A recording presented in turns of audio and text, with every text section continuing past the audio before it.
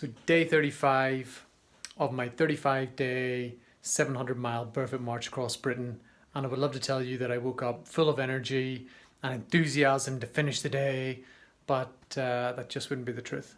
In fact, I woke up on the morning still in pain with my back, and I had been to A&E the night before.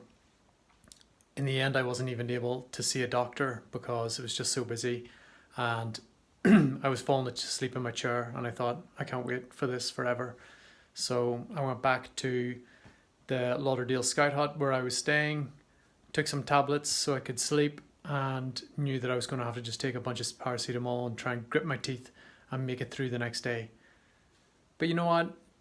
In the back of my mind, I knew that at the end of the day, however it finished, Hasty, Hengame, Amir and Naveed were all going to be stood somewhere on that finish line, and I'd be seeing them and giving them a big hug.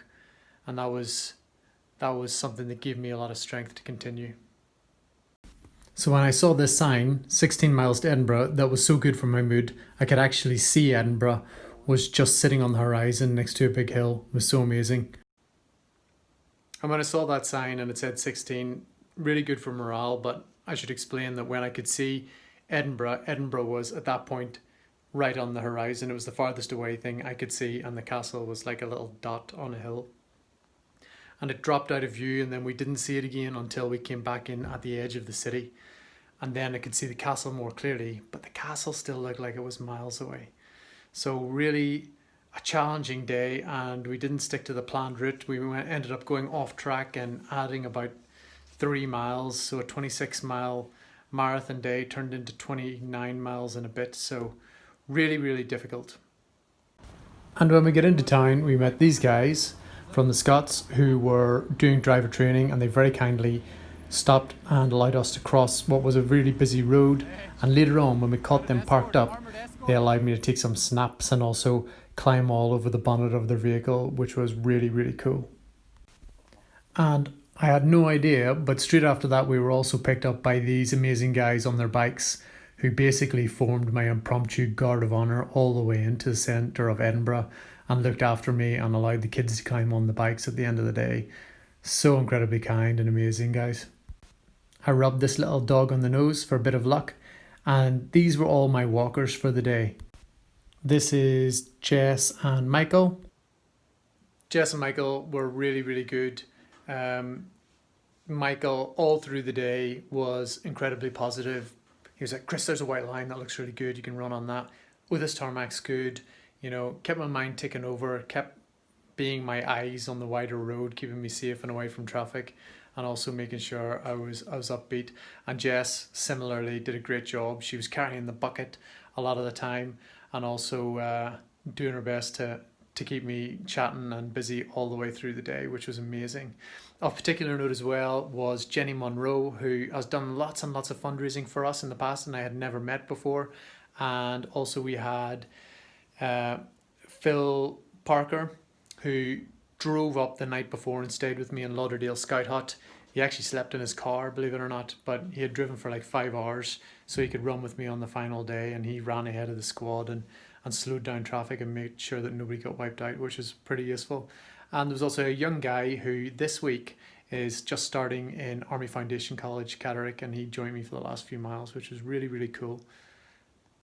And this is Dave, who needs a special mention. So important to mention that I had never met Dave before I got to Otterburn. When I arrived in Otterburn 3 days before Edinburgh on whatever it was, the end of day 32, Dave said, you know, tomorrow I'm going to come along and I'm going to support you. I'll drive in front. It's quite a dangerous bit of road, so I'll drive in front of you to slow traffic down and keep you safe. And he did that.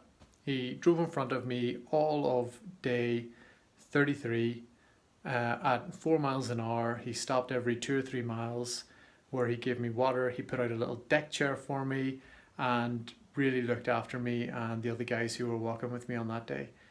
But little did I know that Dave would then show up on day 34 and day 35 every day. So he was going back home to Otterburn and then driving out, back home to Otterburn and driving out every day.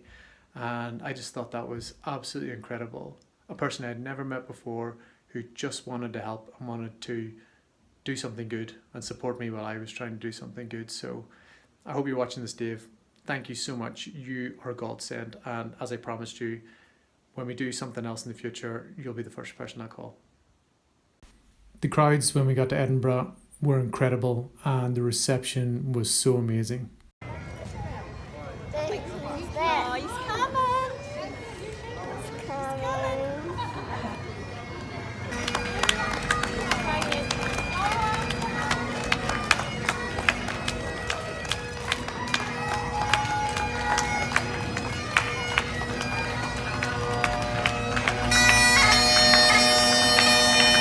Go run, Ashley. Run.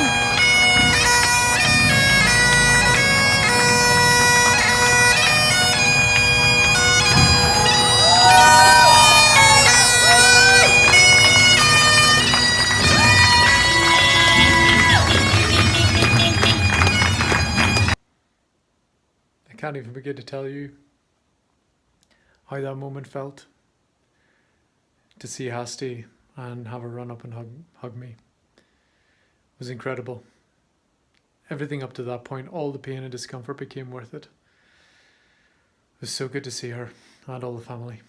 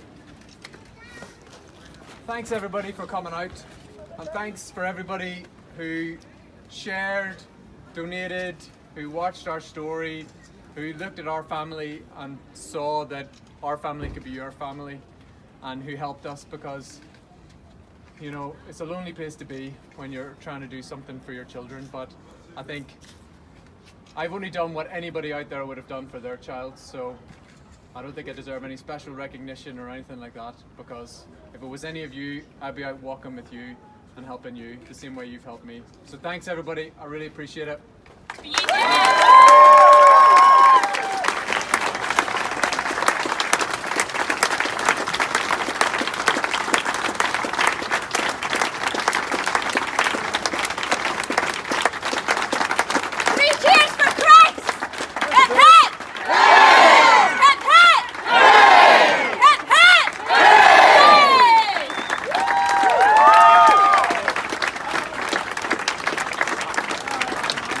Thanks everybody.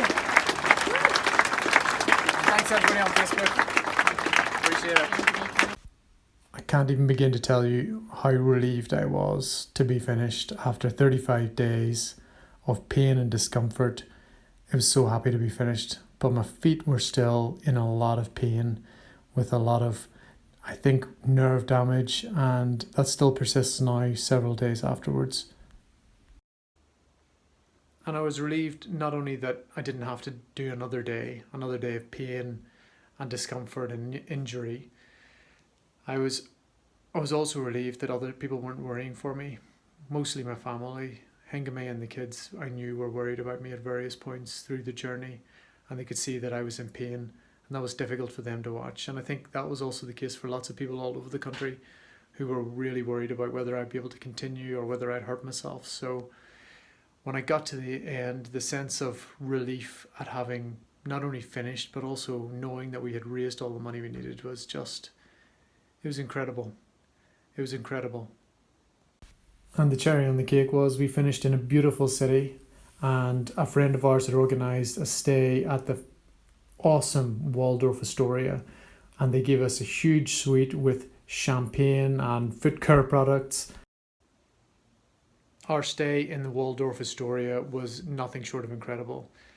We were expecting a room. They actually gave us a suite. So a series of rooms with a living room, dining room. They had champagne for us. They had a little box of food products for us, little chocolates for the kids, dressing gowns and little slippers for all the kids and for us. It was just out of this world, a level of service that we had never known before and probably never will again. And such friendly staff. It was like being at home with your family. They just really well looked after us, which was incredible. We also then had 2 complimentary nights stay at the Royal Scots Hotel, which was amazing. Our stay in the Royal Scots was organised by Chris from Heroes Vodka, who kindly organised all that for us and has been helping us behind the scenes during a lot of this journey. And the Royal Scots was really, really cool, full of regimental history, really cosy, and really looked after us really nicely during our 2-day stay. But my task in Edinburgh wasn't yet done. When I was in the castle, I also spent time to handwrite a letter to the First Minister of Scotland detailing how we felt the care for children with rare diseases in the United Kingdom needed to be improved to ensure that they can live long and healthy lives and enjoy equality of health like everyone else in the country. And Hasty hand-delivered the letter herself. And then, of course, all that was left was for us to go to the train station and get on a train and go home and leave my 35-day, 700-mile barefoot journey behind and start to reflect on what we had achieved and everything that we had done over the previous 30 days. And this is the picture of the last ever donation that made it into my lucky yellow bucket that accompanied me all the way through the journey. So this journey has been a roller coaster. I've had the highest possible highs and the lowest possible lows. It has been amazing and terrible. It has been exhilarating and exhausting in equal measure, and I'm not sure I'll ever have an experience like it in my life. And now that I'm home and back to work, it's almost starting to feel like a distant memory already, even though only a few days have passed. But I am so thankful that we have achieved so much. We set out to raise money to go towards the research to develop the first ever gene therapy for CDLS. And never in a million years would I have dreamt that we could have raised all the money. But we're still not done, because in addition to funding the research, we now need to continue to raise funds for the conduct of the clinical trials, which will follow, where we'll actually give the gene therapy to kids to improve their lives forever. And that costs so much money, at least £2 million. So our journey is going to continue and develop. And I think it's been amazing, and I still haven't fully digested what it means. And I'm going to spend some time in the evenings now to write all my thoughts down. And if you're watching this and you've anything you'd like to say, you're more than welcome to email me and continue to be part of the journey. We'll hope you continue to be part of Hasty's life and help us realize the dream of a gene therapy for CDLS, but also better care and equality of health for children across the UK who suffer from rare diseases. Thanks for staying with us. I really appreciate it, everybody. Thank you so, so much.